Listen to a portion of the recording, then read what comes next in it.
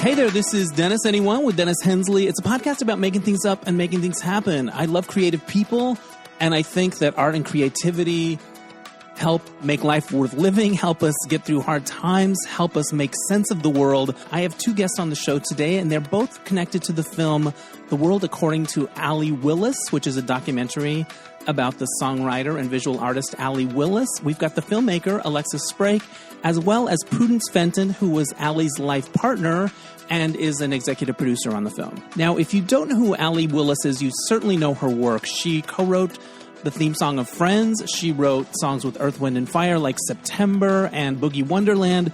She co-wrote the Color Purple musical. But she was also an incredible visual artist, and she had a really fun sort of way of presenting herself to the world. She wore bright colors and patterns, and her house was like this crazy party house full of kitschy things and bright colors, and she was very much like out there in her presentation, like here I am world.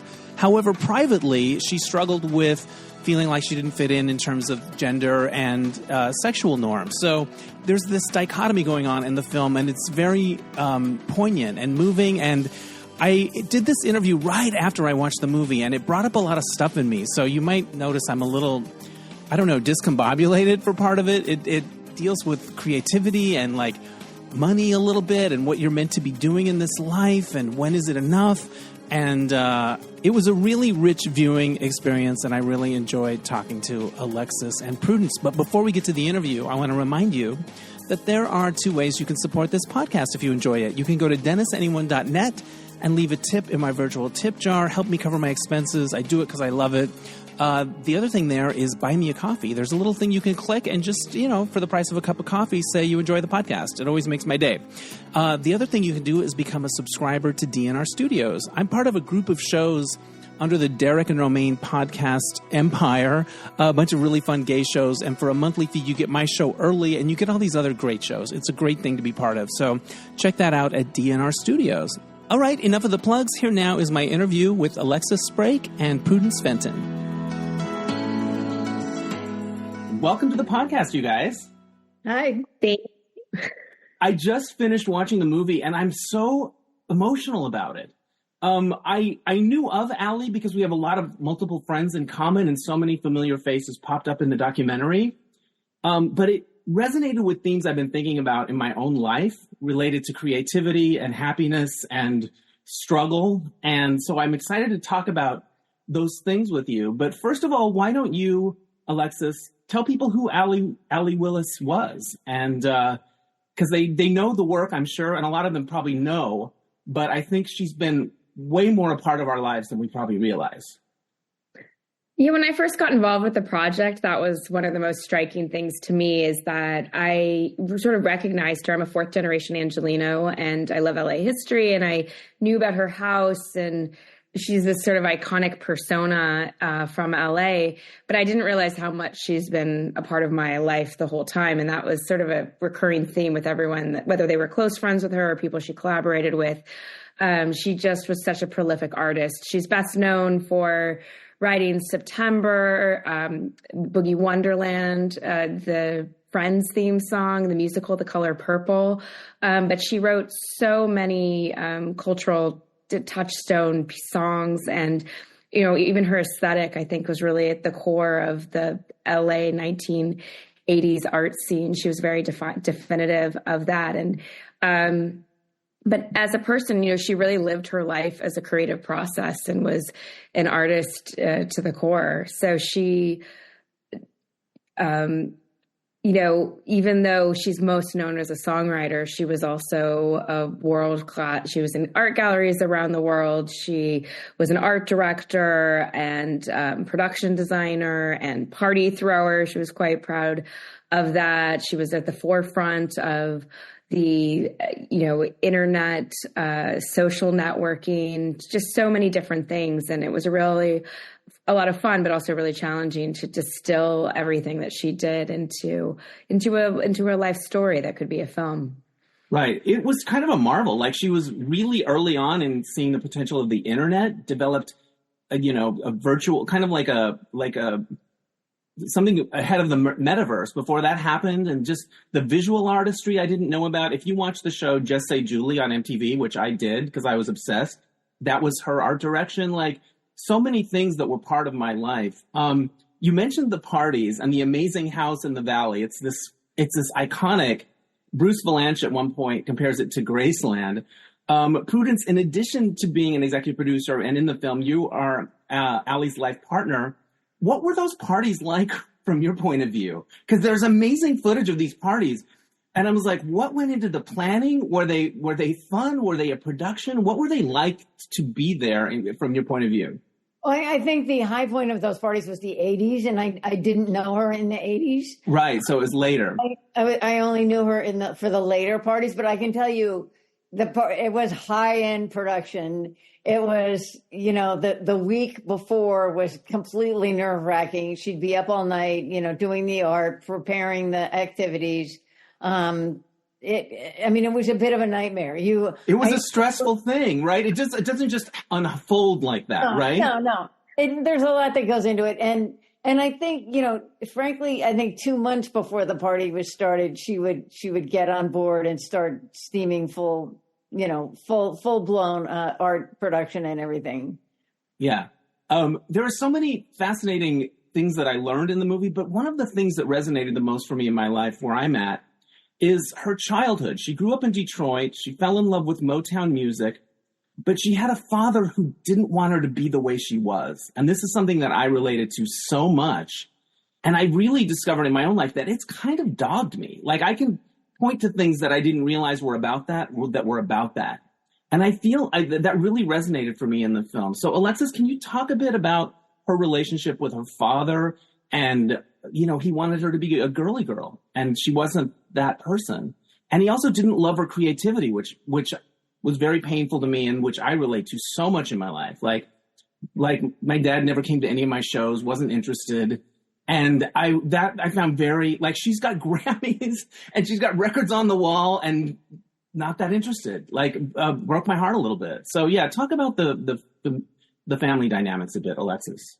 Yeah, I think, like you said, this is something that she carried with her for her entire life. And it was very interesting. When I started the film, I dug into a number of artists and celebrity biographies, and I was really struck by the fact that you think you're going to be reading about, people's inspiration and this and how they created this marvelous work that you love so much. But most biographies and memoirs are actually about people's relationships with their mom or dad, or the one that they didn't have.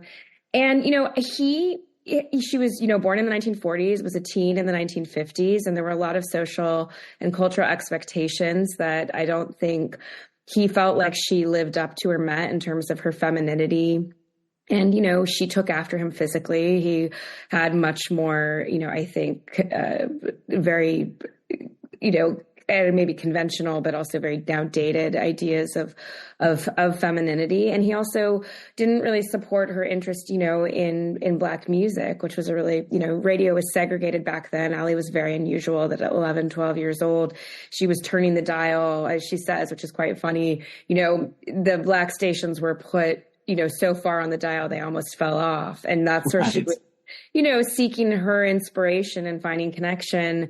And he was very disapproving of that as well. And I think it carries through into her work and her lyrics. I think it really speaks to why her music has been so impactful and why it connects so well, because she really did stay connected to that inner child and uses it a lot in her lyrics. Her first album was called Child Star. And it's not, doesn't have the notoriety of some of her other work, but such a beautiful idea. I think, you could take that literally like, oh, Child Star, now we think of celebrity or whatever, but it really was written to her father, which was, did you know I was a child star? You might have thought I was something less than that, but I was a really special kid, even if you didn't see it.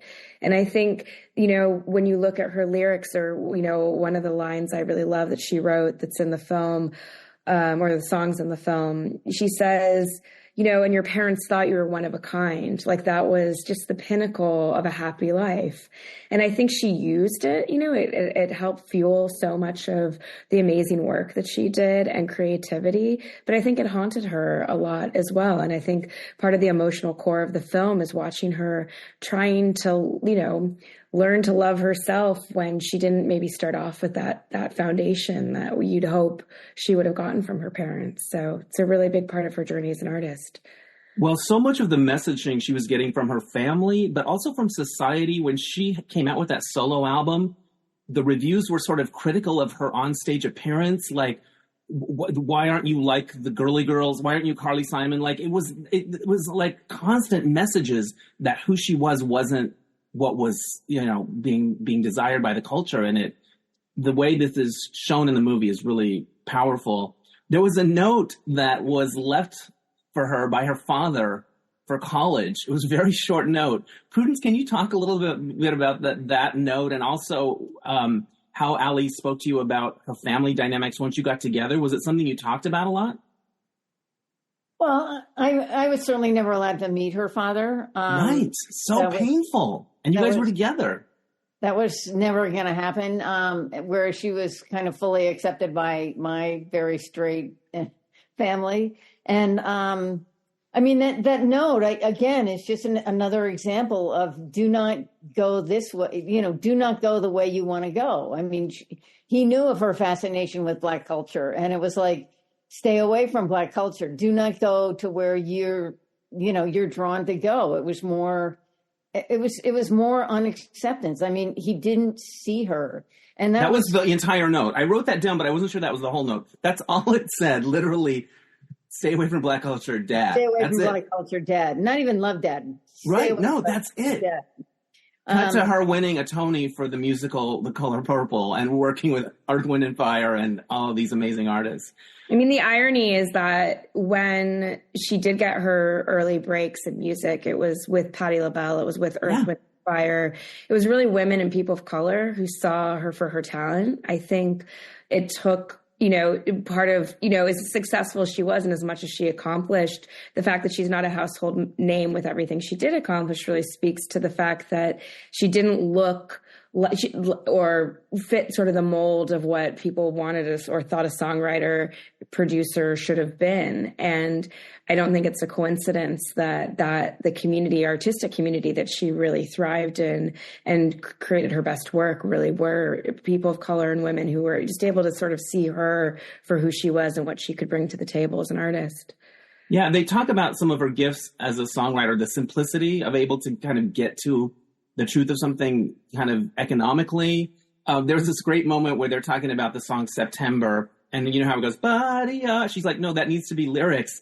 And then it's like, no, just be Badia. And she learned the lesson of never let the lyrics get in the way of a good groove. And like, it was so fun to see her grow and evolve with these artists and the magic that they created. She was somebody who was very bold, it seemed, in her life. Like, she went for things. She expressed herself physically. The asymmetrical haircut, the striking clothes, a lot of boldness, a lot of I don't care what you thinkness, except around relationships, and that's what broke my heart. And it like she kept a lot of her love life was a secret. There's one point when she said on camera, she said, if I was gay, I would kill myself if I was gay, something like that. If I'm gay, I'll kill myself. Yeah. If I'm gay, I'll kill myself. So it's the contradiction of the boldness and the sort of willingness to put herself out there, except around this issue. And Prudence, that must have been really tough to navigate as the partner. It wasn't that tough because I was sort of in the same boat. I mean, I did not come up gay. It was a new a new discovery for me, and so you just figure people aren't accepting of gay people, so you hide. I mean, you adapt. Yeah. And Allee, I think there were two sides to it. I mean, one, in terms of making the movie, Allee left this huge archive and left Prudence with this task of finding, basically she wanted her last art piece to be someone putting together the trail she left behind. She wanted a documentary. And when I got involved with the project, very fortunately, 'cause it's such an incredible thing to have gotten to be a part of. And Prudence and I talked about, the vision for the film. One of the things I really wanted to answer the question of was why Allee didn't want to do the film herself, because she was such a prolific artist and she really could do anything. If she had wanted to do the film, she could have made a film about herself. It would have been 20 hours long, but it would still... Right. But, and that was, I think at the heart of it is, I think there was a contradiction there with Allee, but I do think she wanted people to understand her. And I don't think in her lifetime, she quite figured out how to be that visual shock of color and flamboyance and fun and this joy. Exactly. She was so positive and she wanted to activate people's creativity and present that way. And at the same time, she was human and she had all of the self-doubt and self-loathing and internal struggles to accept herself that we all have. And she didn't really figure out quite a way to bridge that in her lifetime, but she did leave it in her archives to be discovered. And she did talk in her diaries with plenty of instruction to whoever was going to be making the film. That she didn't want to lose her nerve and destroy everything. So she wanted people to see that vulnerable and fragile side. I think that was her vision for the film, that it could maybe be a little bit more of that without taking away from what she'd achieved with her presence and persona in her lifetime, And I think the other part of it, and I have a very conventional, I'm married, I have a kid, or married to a man rather. And I think the thing that I felt for her is, on the one hand, some people might see the film and want her to be, certainly in that conversation when she's being goaded, it's the one you referred to where she talks about suicide. She's, in her early 20s and she's talking to a friend of hers who's a gay man. And he's actually criticizing her for not being you're always telling everyone to be themselves, being themselves. What's going on? Yeah. Why, and I think the other part of it that was challenging, and I think this is true for anyone who identifies outside of sort of societal conventions or as queer, is that I'll never be described as a heterosexual filmmaker. Once you choose a conventional path, it becomes uninteresting and It just goes in the background where it belongs. I think Allee really hated labels. They really held her back as an artist because she'd be put into one box or another. And so I do think there was a part of her, I think now if she were still alive, and there's a lot more available to you in terms of how you can define or not define your sexuality, she might have found a more comfortable answer to the question, but she didn't want it to become the headline thing she was before she was a human being or before she was Allee Willis. Right. You talk about, the trail of things that she left behind, and she kept everything. Mm-hmm. I think sometimes filmmakers take on a project and there's not that much, so we'll have to find some more stuff. In this case, there is so much stuff. How do you even start? And I would love to hear from both of you on this. How do you start? She documented herself like she was on a reality show. So there's all of that. There's so much. How do you dive in? I mean, it's a blessing and a curse because, Yeah. Yeah, you want to, she bought a piano in 1969. We have the classified ad, which is awesome. But then on the other hand, there's a lot of things we don't need. I mean, I think the biggest thing was coming up with a strong point of view for the film and knowing why we were telling the story so that we could make choices as we went through things. My producing partner, Nick Coles, is indefatigable when it comes to watching stuff. So he really stuck with it through the whole process, even though we were able, it was an organized chaos. I mean, Prudence can get inside Allee's head better than I can, but we learned how to kind of use her keywords and filtering systems so we could at least get started. And then it was a process of, we still find things that we could be putting in the film. She had 6 storage units, over 10,000 hours of footage.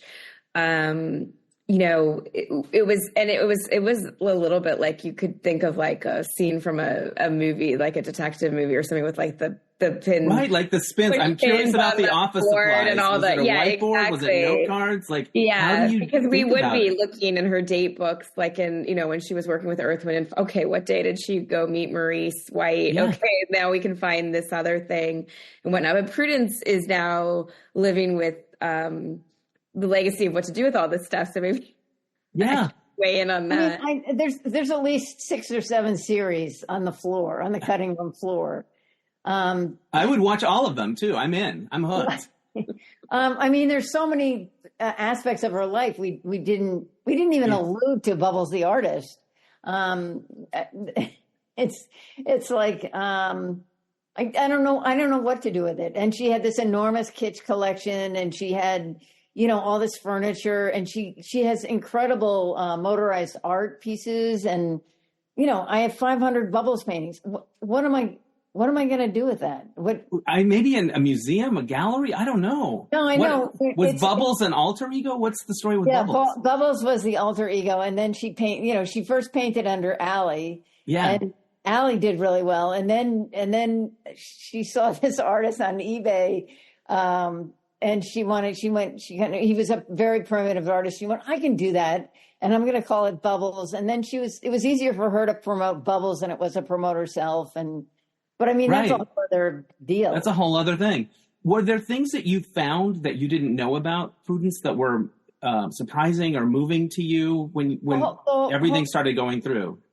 No, the whole story about Child Star, she was very closed about that. I mean, I know it was hurtful and it was a bad experience for her, but Alexis and Nick really got to the bottom of why when they discovered this interview and review of it. And also my impression for Child Star was she just did 2 performances, and it turned out she did all East Coast tour. Right. So that, she wasn't open about everything. Yeah. Or she wasn't forthcoming about everything. And I got the feeling from watching it, and I think maybe it's articulated by her or somebody, she wanted to be a star. She wanted to be famous. And somebody she mistook fame for love. And that was really painful to me too. And I think that's just such an interesting theme. In your relationship, did she talk about wanting to perform more, wanting to be out there? Like, was that something she talked about a lot, more of a spotlight kind of desire?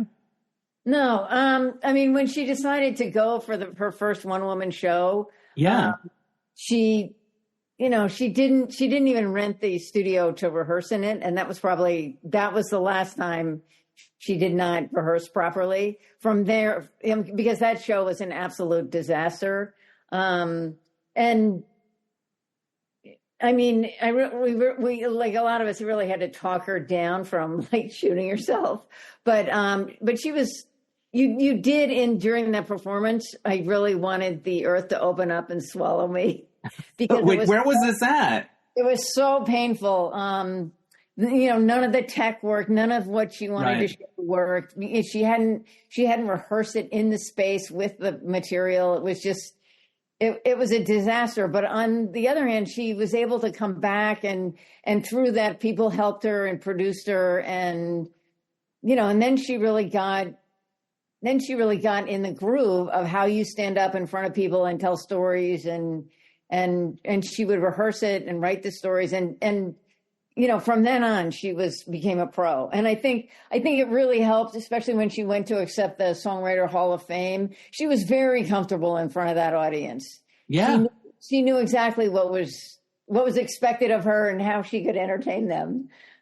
Well, also she, you say that first show didn't go great, but she got up and did it again. And I felt like that was a theme in the movie too. She just kept going. There's a section with Mark Cuban who appears. I love that. It's like Mark Cuban and Paul Rubens and Julie Brown. Like, it's just everyone has a connection and a love for her. But where he said there's probably a easier way she could have gone and just made money, focused on the songwriting and just cash the checks, but there was something about her that wanted this other way, which is something that I relate to. Like, I struggle a lot with work and money and creativity and all that stuff, but I'm like, I picked it and I could never see the other thing. Maybe it's there, but I don't see it. Like the road as an insurance salesman, I just don't see it. So the struggle of her life, I thought that was an interesting theme. If you could talk about that a little bit, like she could have, there are other choices she could have made, but she kept true to this sort of artistic struggle road. I mean, she was an artist. I mean, one thing that always struck me going through the footage is that whether she was writing, with Earth, Wind and Fire or some major artist or, working on The Color Purple or doing a very creative approach to making 1,500 handmade, baby shower invitations for Bette Midler, which was a project she took on. It was 1,500 handmade invitations for Bette. Amazing. Yeah. Amazing. But she just had the same, that artistic, once she had the vision for something, she had to see it through. It was just, there was no amount of money that was too much to spend on it. There was no amount of time or heart. It was so sincere. And she made so many interesting things. Like some of my favorite pieces by her that aren't in the film are very small, things. There was this beautiful, you can find this on, online, but she found out about this 90-something-year-old drummer, I'm not going to remember her last name, female, who was really upset. She's a lifelong drummer. She drummed from from the 40s on with groups like the Andrews Sisters, and then and she had been put on an oxygen tank and was very depressed. And so Allee wrote this song about her that's a great song, using the oxygen tank as the percussion piece of it, and then made a music video that actually tells Jerry's life story and shows all this archival images of her as a performer at all these different eras. And Allee has this great line where she says, if you have a weakness, turn it into a hook. And I think that was always probably the pep talk she was giving herself. And so it was all of a sudden this oxygen tank became the greatest part of this drum job. And, Jerry's sort of, I think a 90-something-year-old woman feels a bit invisible. She was a musician her whole life. And just to do that, even though it's has a very small footprint, and, that was very much something Allee would throw herself into that in the exact same way that she would have thrown herself into any project. And I think that's part of why she's such an infectious personality, and why all these big celebrities that she's friends with are so still enamored with her, because that's inspiring to be around that energy. I could see that. There's a moment in the movie, is it with Sita Garrett, where they're recording a song called Jigsaw, and Allie's hold on a second. And you think she might be going to the bathroom. She goes to the hardware store and buys a jigsaw and comes back and records that as part of the thing. Prudence, what was that like to be a life partner to that? Because you're a creative person as well. You have a lot of. She was so much fun to collaborate with, because you would start having ideas, and the ideas would explode into an area you never thought you would go. And that was we made these Pygmy Will videos with Pygmy Will and Feathers the Palm Tree, and they would have these conversations. And I think we made about 28 of them and posted them on Facebook. But it was just, she would just say yes and build on top of whatever idea you came up with. She was a great collaborator. She also, she could write music to the drip of a faucet in a heartbeat. No, she was, again, her every breath was a creative idea, seriously. Yeah. There were so many things in the movie that moved me, but also kind of made me angry. And I just finished watching it when we logged on, and so I'm kind of a little bit of a mess around it. But talking about women producers in music and how few there are, and how, when she decided that songwriting wasn't enough on its own to satisfy her, that she started to learn the technology and to get into producing, and what a glass ceiling it felt like. And then I started thinking, who are the female music producers that I can think of? I can't, but I know David Foster, I know Nile Rodgers, I know Quincy Jones. You know what I mean? There really is this barrier, and it seems like one of her big frustrations in trying to break that. And she actually mentioned that, I think, in her speech in the Songwriters Hall of Fame. But that's something that I hadn't really thought of until I saw this movie. Can you talk about that aspect of it? Well, it's really unfortunate, because I do think she was an advent, and I think she was ahead of herself in terms of sound and the sound she wanted to produce and how she wanted to produce them. And it was, you can't really speak to the fact that she was never allowed to produce. She was never credited. A lot of people took her demos and used her demos they just reproduced her demos. I mean, why didn't you have her produce it then? Yeah, right. And that's the painful part is like we have the demos and you can hear that the person who got the producing credit took her arrangement, took her work, and did a less good version of it sometimes. And then that's the person that I think the statistic is it's less than 3% of women in the music industry, less than 3% of producers are women in the music industry. That's today. Yeah. So when you think of female producers, it's hard to come up with one that's not actually maybe Beyonce gets a producing credit, but she's the recording artist as well. Right. Or Taylor Swift or people that are artists. They have clout. So it's a different thing. But to actually be a producer who's not the recording artist as a woman is almost unheard of. And people can't name them. And they're few and far between. And I think that was one of the things that really, got her walking away from being a songwriter because of the frustration of not having ownership of the work, of seeing other people making money off of the work that you did, and, having to go into these rooms and collaborate with these artists and being as open and generous as she was, knowing that wasn't going to be reciprocated. I mean, you said David Foster. Allee wrote more songs on Earth, Wind and Fire's I Am album than he did. That launched his career as a producer. That just wasn't a door that was open to her. And I was really blown away by the Songwriters Hall of Fame induction speech because Allee did always really stay in the positive, and she found a really humorous but heartfelt way when she had that audience of people in the industry to really call out that problem and ask them to do better. And that wasn't always Allee's style. I thought it was a really interesting choice that she did that at that moment in her life. Right, because there are times in the movie where she's sort of afraid to make waves. Like she co-wrote the Friends theme song. She was kind of fed up with songwriting at the time, according to the film, and it becomes this big thing. And then years later, other people try to take credit and get part of those royalties, and she doesn't really fight it. So it's those moments, those contradictions between being out there and yes, and then we'll let that go or whatever. That's sort of such a poignant part of the movie for me. Were you around? You must have been around Prudence for that Friends moment. Oh, definitely, I was around for that. And even I don't know if I should say this. Even July of 2019, the Rembrandts themselves called her and asked her for a share in the royalties. And she was like, "Are you fucking kidding?" Right, it just feels like the song was written. There's the credits. We're going to decide 10 years that other people worked on it retroactively? That just feels preposterous to me. The nerve. They gave notes.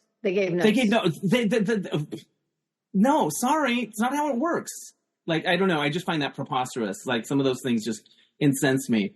I think a big part of any creative career, and probably as a filmmaker as well, is dealing with disappointment, the ups and downs of it. What did you observe about the way Allee coped with things when they didn't go her way? It seems like she got back up, right? Yeah, I mean, go ahead, Prudence. You have a good. Go ahead. Well, I learned this from Prudence, so I feel bad saying that. But this comes through in the material, but Prudence and I talked about it early in the project. She would let herself really hit rock bottom. She saw going down, she'd call it being in the valley, deep in the valley, and use that almost as fuel, I think, to find her next, creative inspiration or moment of genius. And so her highs and lows are so low and so high. She'd go from just being completely lost and doing absolutely nothing to The Color Purple, and nothing, it was all very big extremes. And I think that worked for her to some degree, but I think that's a really tortured way to live, watching it and going through those highs and lows with her. It's a lot to kind of regulate. And I think that's something that fed her work, but I don't know as a person, that was, as she got more invested in her relationship with Prudence and it kind of mellowed out in the later years, it was nice to see her let go of that to some degree because it was a hard way to live. Although I can remember being in a Willisville Valley with her And it was right before the Intel money came through. And we were just looking at each other going like, what are we going to do? How can we move this forward? And the thing is, I just remember sort of just sitting in that moment, and you're kind of going like to the universe, I have no idea where to go from here. Yeah. And then in the next couple of days, something comes through. It just was insane. But you were so low, you hit the bottom. But because we were together, it wasn't that bad. But it was definitely a bottom. It was definitely a bottom. Willisville was an idea for an internet project, a virtual world, basically, like a multiverse that you were working on together. A social community. Yeah, way ahead of its time. Ahead of its time. And like the work that you all put into it, the vision, it was just incredible. I love the part of the story where you guys are together and things just seem to there just seemed to be some real happiness with the two of you, and you guys hit a groove, it seemed to be, in the movie. Can you talk about that time? I mean, I think you're kind of unconscious when it's working, because it's just right. I used to say, don't ever tell me how many years we've been together, because I can't take it. And all of a sudden it's like 25 years later and you're like, what happened? Because it doesn't seem like any time is passing at all. It's so in the moment, I guess, that I don't know what to say. You're so present that time isn't moving at all. I love that you had that together for both of you, especially learning so much about her background. So many wonderful artists appear in the movie, friends. You got the feeling that she had a lot of friends, but she also worked so hard. Was she must have been a good friend, though. She must have found time to be a good friend in addition to her projects. Can you talk about her friendships a bit and how they fit into her life? Well, I mean, there was friends. Yeah, friends would like to have dinner with you, and they would give you updates. And Allie was a good listener. She also loved to tell them what she was doing. Right. But I mean, she liked a good catch up, and she did care about people. And when somebody was in trouble, she was an amazing listener. And especially creatively, if you were stuck creatively, there was not a better person to talk to than Allie. Right. She was there for you, to quote the Friends song. Yeah, she really was, because she knew the process so intimately and could tell you, just either wait a couple of beats, or look at it this way, or try it this way, or she had suggestions. She always had ideas. And if you really needed her to fix something, she would do it. Yeah. Can you think of moments in your own work that were like, oh, Allie really helped me with this thing, or figured she kind of had this idea that opened something up? Well, for me, I mean, when I couldn't figure out what to write, or if I was supposed to be an artist or a writer, she would just say, well, what brings you the most joy? Like, what makes you really happy at that moment? I mean, she was when she was writing, if she was collaborating with a songwriter and it wasn't working and it was like becoming boring, they would just quit and go get ice cream. That was kind of like, if it's not coming out, go do something else and pick it up tomorrow. Yeah. There had to be that element of joy or excitement or just fascination happening.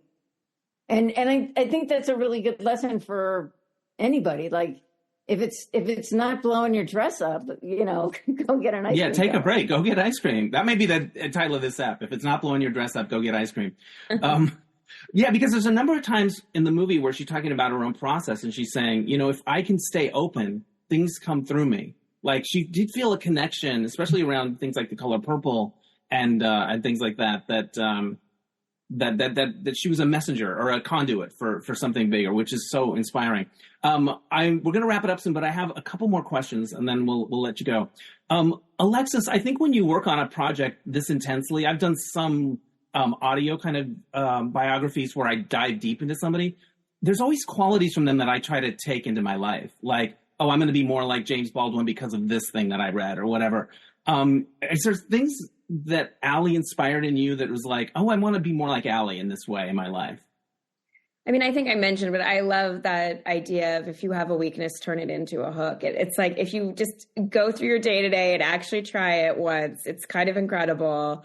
There usually is a path. I think, anyone's seen the film, and certainly for me, getting to be immersed in her world for the last however many months, it's very infectious. You do see the world through Allee colored glasses, and you do notice, like things on the street or like moments of kitsch or color. And I think she gives you, kind of permission to be a little more extra. So, Paul Feig said it, I don't think it made it in the film, but in his interview, she never missed an opportunity in terms of how she dressed or what she was doing to tell people who she was. And I think that's helpful too, like when you're going out in the world, that it's an opportunity. And I think she saw that and she always took it. And that part of it was very inspiring. And then on the other side of it, she was just so empathic. And she was like, when you're talking about the friendship, she really could connect to other people. And that's part of why she was such a good artist, because she could channel that into lyrics and imagery and feelings and connect. And that's probably the most fulfilling thing, any of us get to do in life. I love that. Okay, here's my final question for both of you. She left behind this wealth of material. Were there moments throughout the process where you felt like she was guiding you a little bit? Like little things that felt a little magical, a little mystical, a little bit like, oh, why did that paper just show up in this box? Or were there moments where you felt like she had a hand on the editing tools? All the time. I mean, the child star thing, she sort of had a funny story about why she moved on from her singer-songwriting career. We couldn't find a lot of archive, and it was there to be found, but it was just through layers. It was like left in a way that if you dug deep enough and if you got sort of through the right other pieces, she was going to let you see that part of her. She was missing tapes of the working on The Color Purple, which is some incredible footage of them actually writing the original songs. It was missing for, I think, 10 years or something. And my producer... I was just horribly upset about it. Yeah, I mean, devastated. It was like this thing we knew we didn't have going into the project. And then we were cutting that section of the film, and Nick Coles, my producing partner, goes over to a storage unit or the house, and it's just suddenly there. I mean, it was wild. So yeah, there's a lot of, I guess you I don't know, synchronicity or something with Allee. Yeah.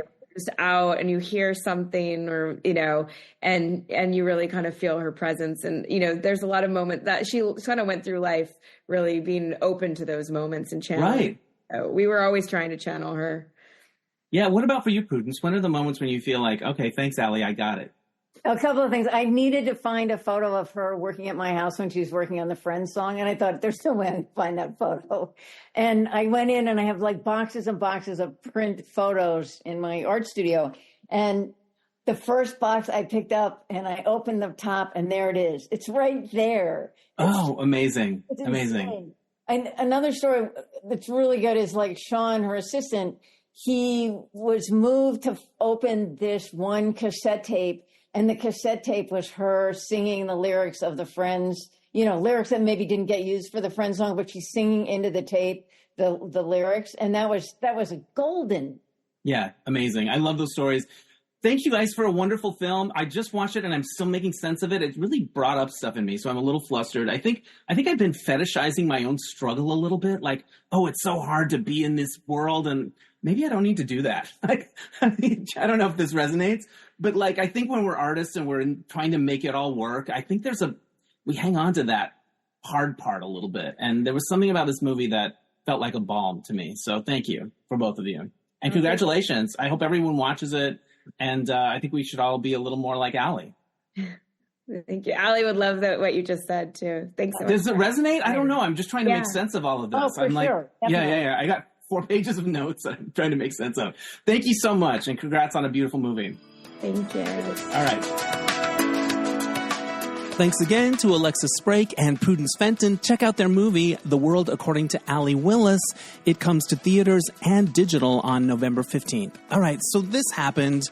This is a few days after the election, and I'm still processing all of that. So I will tell you about something that happened before the election. Two things, actually. So the first thing happened the night before the election. I didn't have plans, but I had a $75 Chili's gift card burning a hole in my pocket. So I just reached out to some friends and I said, who wants a Chili's, outing before the election? So we go to Chili's, and I love Chili's so much, it's not even funny.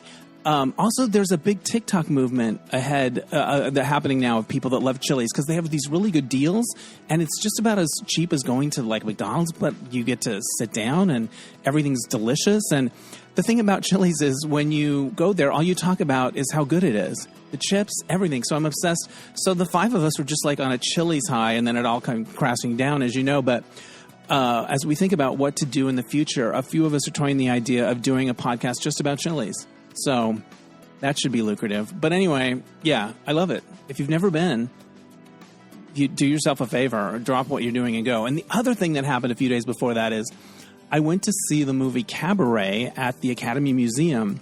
And when I was in college in the mid-'80s, I remember there was a summer semester and I took a class in the movie Cabaret.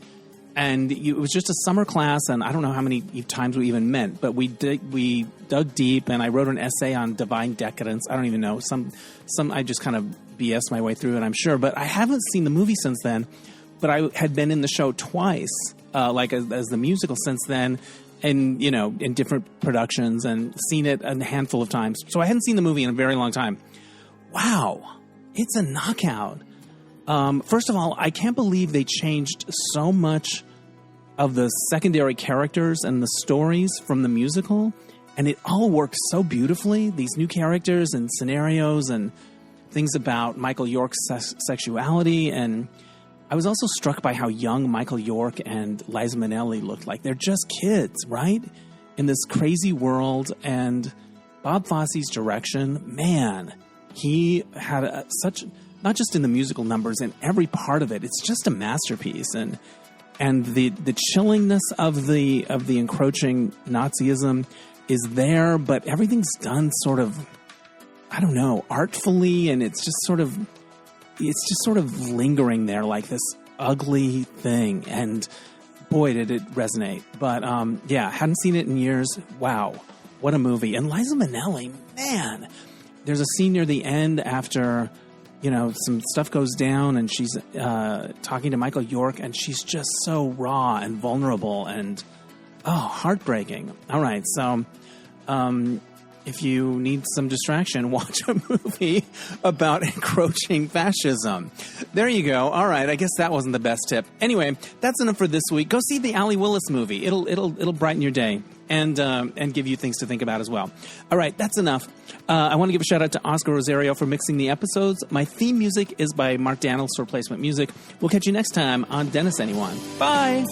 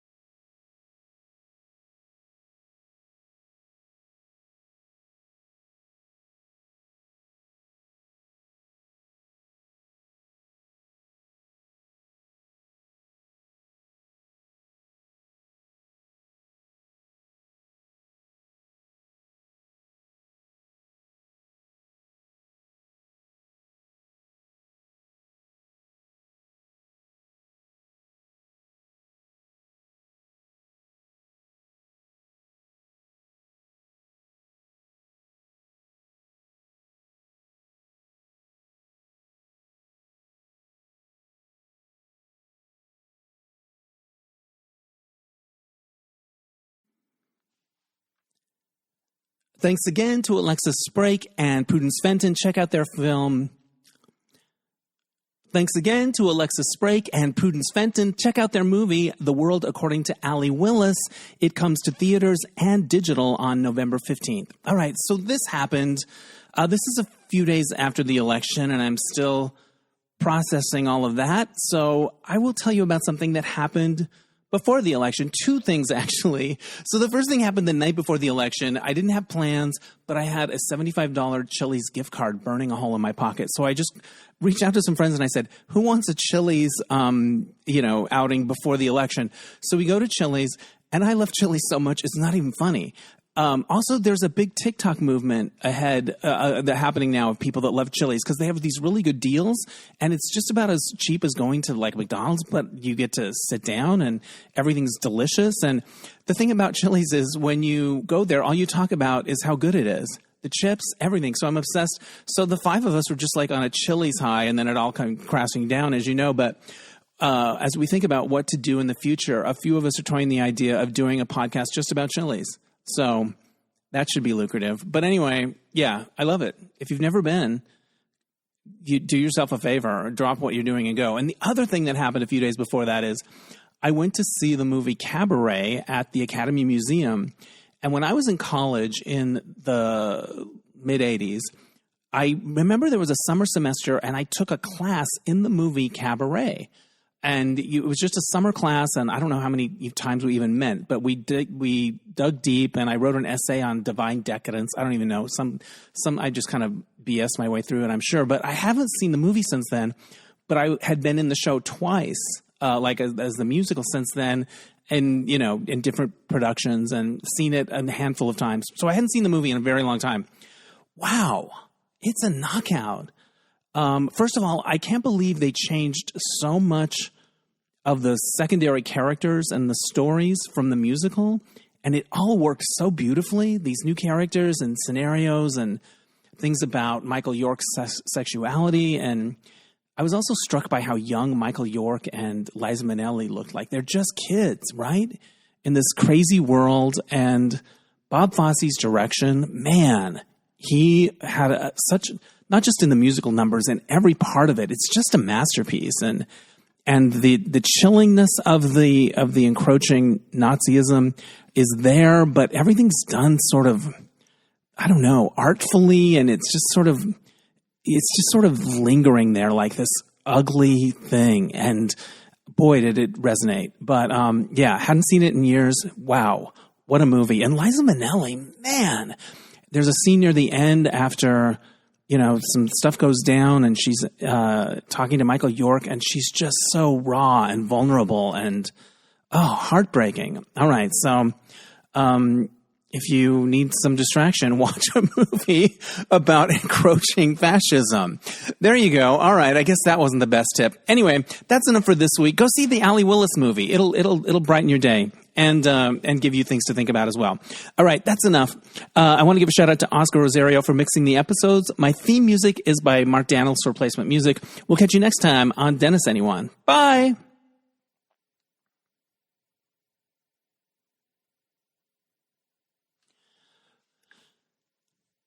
But I do want to give a shout out. Some listeners sent money for stamps for our Get Out the Vote postcard efforts. So we appreciate that. That was a really nice surprise. And those postcards add up. It's not cheap. We did 15 campaigns, different campaigns around the country. And as of now, 6 of them went our way and 4 are too close to call. And some of the races were really close. So I think our postcarding made a difference. We sent out 661 postcards to different campaigns, all hand-colored and looking cute. And I really enjoyed those get-togethers. So I'm going to find other things like that to do to bring people together because it was fun. I miss doing them.